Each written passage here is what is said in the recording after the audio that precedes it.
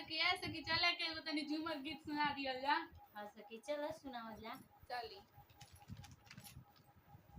दाल बनैनी भात बनैनी भुजिया अचार हो, दाल बनैनी भात बनैनी भुजिया अचार हो, चोखा खातिर उधर बड़े राजा जी हमार हो, चोखा खातिर उसल बड़े राजा जी हमार हो, 2 रुपया के चॉकलेट लाइनी दिहनी फुसला